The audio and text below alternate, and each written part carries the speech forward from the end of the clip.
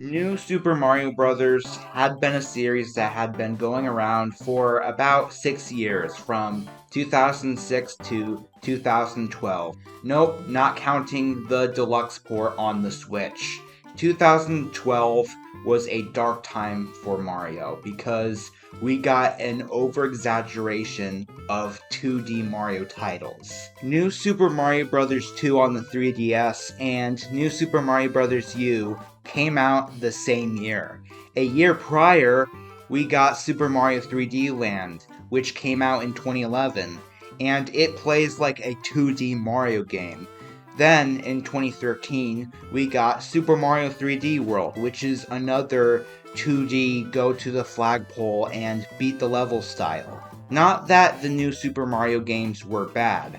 I like the new Super Mario games for what they were, but they lack personality.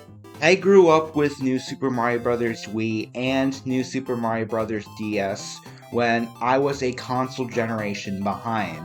When those two games came out, they were cool fan service at the time because we hadn't gotten an original 2D Mario game since Super Mario Land 2 on the Game Boy.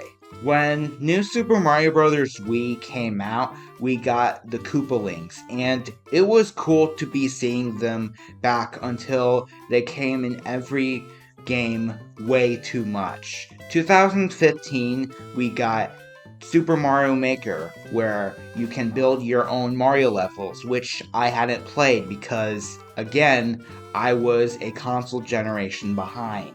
Blah blah blah, history lesson. Then we got Super Mario Wonder, one of my most anticipated games of fall of 2023, right next to Spider-Man 2 on the PS5. I remember Nintendo Direct June 2023 being excellent, and I tweeted that out on X.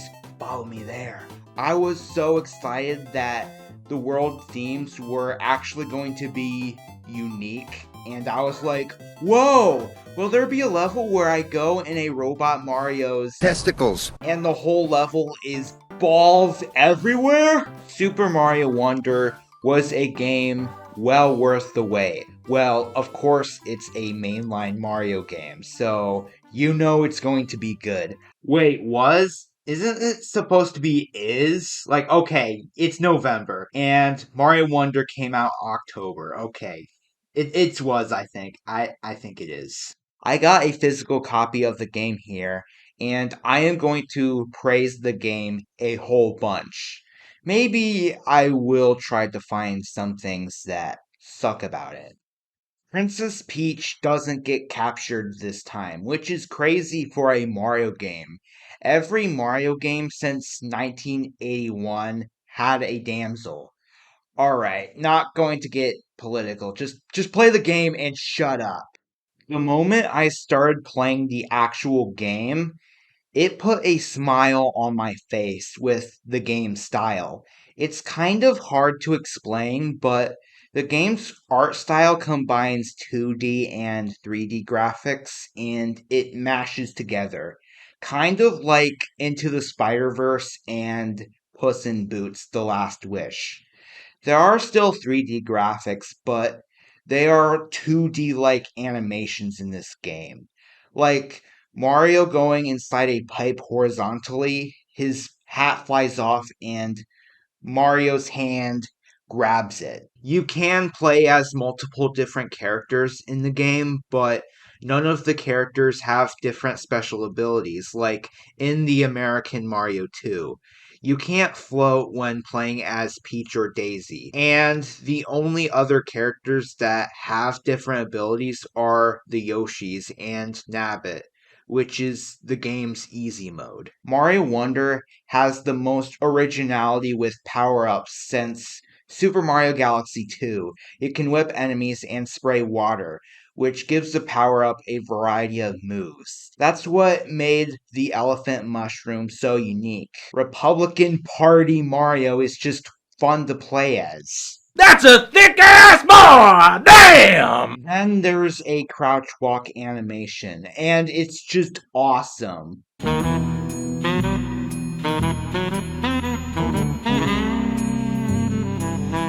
Not a whole lot of power ups were introduced in this game, but that's okay, so the game would have more focus. The only two other power ups that were introduced were the drill mushroom and the bubble flower. The game's power ups are actually badges you unlock throughout the game. You can switch them at any time when you die or whenever. One power up makes you jump higher, and one makes you swim faster. It's funny hearing Luigi using the dolphin badge because it sounds like Luigi in the bedroom with Daisy. The badge I used a lot was the one where you get a super mushroom when you enter in a level. But my favorite is probably the vine grappling hook because you can swing around like Spider Man. One of my other favorite badges is the air spin jump, a move from Super Mario Galaxy brought back into the 2D world. Is this game original? Well, yes and no. The game still plays really similar to a new Super Mario Bros. Game, but the worlds and level gimmicks are completely original. No more just stupid world themes like Desert World, Ice World, Hell World, blah blah blah. There are levels that are themed after candy and sweets, and there's a world in the game that is cave fungus themed. There are only like 7 worlds, including the final Bowser world inside of Bowser's castle. And there's a hidden special world as well. And there's like an in between worlds area called the Petal Isles, which is like a world but not really, and there are paths that go to different worlds.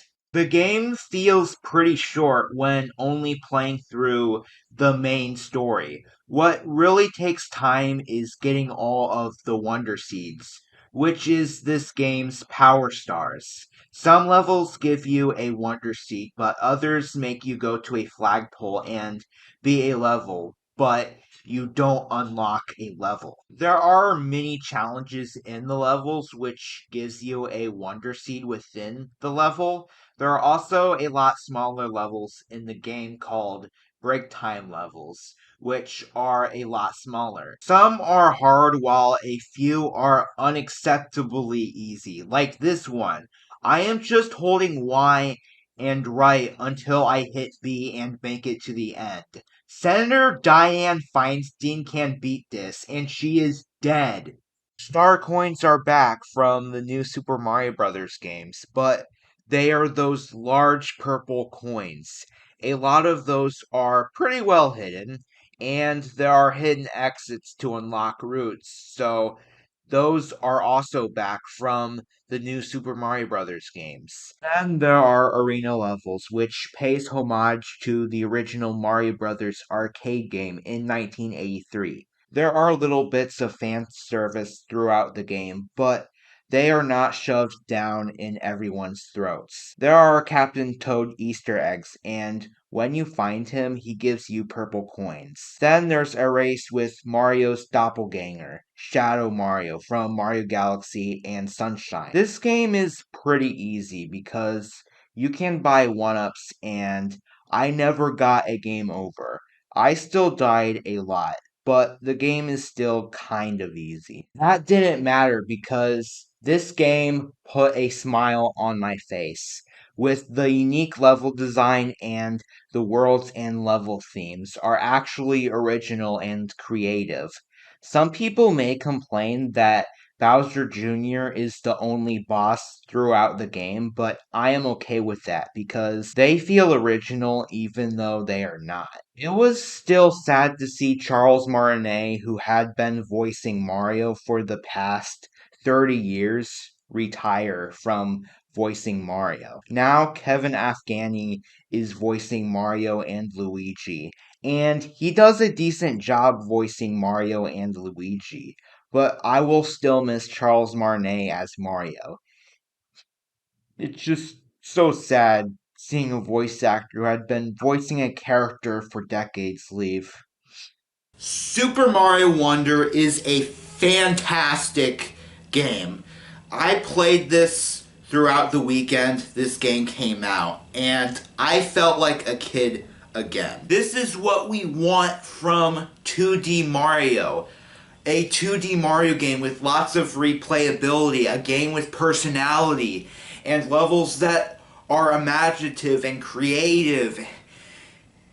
Super Mario Wonder is the best 2D Mario game we had in almost 30 fucking years. This game is awesome.